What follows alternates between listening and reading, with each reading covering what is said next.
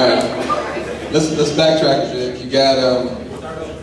You guys heard what I did for a living, right? Yes. Worked for the governor, senior advisor, executive director, Civil Rights Commission. You heard about college career, yep. Where I went to school, playing ball in college. Yep. Where am I from? Okay. Where all did I go to college? Give me a college.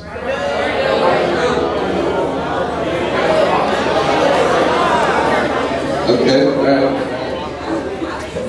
Sounds like you guys heard me just fine. A couple answers to that question. One is it wasn't an option. Mom really wasn't having it. There was never a consideration as to whether I wanted to go to college or not. It was a matter of how we were going to get me in. I grew up in a pretty large family, so I was one of the grandkids, and I was the first one not only to graduate, not only go to college, but the first one to graduate from high school. So I mean, it's not an uncommon story. You hear it actually more often than you would think. I remember the whole recruiting thing, and me going to the University of Oklahoma to play, and the coach that recruited me wasn't the coach that got me. I didn't know anything about being able to back out of my commitment. No one had ever filled out a FAFSA in my family. No one knew what FAFSA was. Choosing a college. The only thing that my mom said is she wanted me to leave. As you talk about people leaving Indiana. The only thing that she said was I could not stay home. I didn't understand it then. I completely understand it now. That's how I ended up going from Ohio all the way down to Oklahoma. So, to answer your question, I think a lot of things kind of played into it. I had my basketball coach became one of my mentors, and he kind of pushed me to it. But I think ultimately the driving force for me going on to pursue a higher ed was mom. And to that end, I think that this is, as I said, too well for you guys, but parents, they play such a vital role, as well as do mentors and teachers and things of that nature. But as young people, I think it's important that you, whatever that button is, that is your button that has to be pushed. I suggest you to remove the block and allow it to be pushed so that you can pursue those things. Because ultimately, the things have changed since the time I was your age.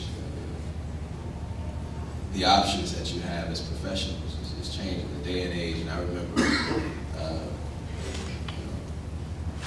when there were no cell phones.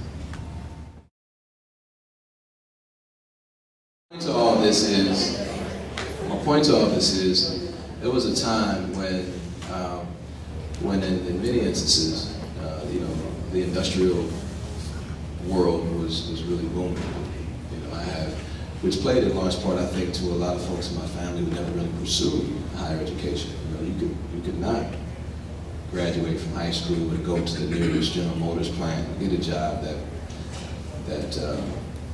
that made pretty decent money and work there for 15, 20, 30 years and retire. Those jobs in large don't exist much anymore. A lot of things are being, technology has advanced things so much that you guys as young people really have to give some serious thought as to, where you want to go. The bright side is it's opened up a variety of different options for you to pursue. But what's not an option is for you to not pursue a higher ed education and be serious about your education now, because it makes it tough. It was tough then. It's really tough now. A lot of that plays in large part to the unemployment rate. The jobs that, because you can go on monster.com right now, there are tons of jobs in Indiana, but not everybody qualifies for those jobs, right? Many people qualify for the plant and industrial jobs that no longer exist. Right now, what used to take 100 people to do, it's one person pushing a button and a computer or a machine does it. Right? You want to be the person that designs that machine, right? Or engineers the plant that brings that in. Hello, my name is Austin Vines. I'm a senior. And my question is, how did you balance your time with playing basketball at the collegiate level and working on your master's? Well, when I got to my master's, my collegiate basketball career was over. So I was working out to go pro. So I would work out 5 days a week, twice a day. But you know, it was a far cry. When I played in undergrad, I tell you this all the time. I also worked. I worked 2 or 3 jobs. My second master's, I paid my way through in cash. I worked 2 or 3 jobs, and I went to grad school full time. And I had more time on my hands then than I did when I played undergraduate basketball. A lot of people don't really believe that, but you know, it's a pretty grueling schedule when I played undergrad. I mean, we'd have 2-a-day practices, so they would wake us up at 4 in the morning. You'd have mandatory breakfast. Then we'd have practice, let's say from, well, first you'd have to go to class. We'd have practice from 6 to 8, walkthroughs later on in that evening. That was a ritual. The thing about playing ball in college, unlike a job, you don't call off. You don't call and say, I'm sick, right? You're in practice. There's no questions. That was every day, with the exception of Sunday, right? I had more time, I had less time then than I did working 2 or 3 jobs, working my way through grad school. So one of the things that I took from being an athlete was developing a sense of time management, very, very strict time management, and being disciplined, right? There were many times when, you know, the people who weren't playing had options to go out and hang out, and they could kick it in the student union, and freestyle and over lunch, but you know, I'm in practice, and so as fun as that sounded, you know, there were times when I had to be disciplined enough to cut those off. Not to mention when you're traveling, you know, because I could have a game on Tuesday in California, and you know, we have a Thursday game in Colorado, and a Saturday game in Texas, which means I haven't been on campus all week long. Doesn't mean I have to turn my work in, because it's due the same time that everybody else's work is due. So I'm doing work on a bus, or on a plane, and writing papers on a bus or on a plane and having to turn that in.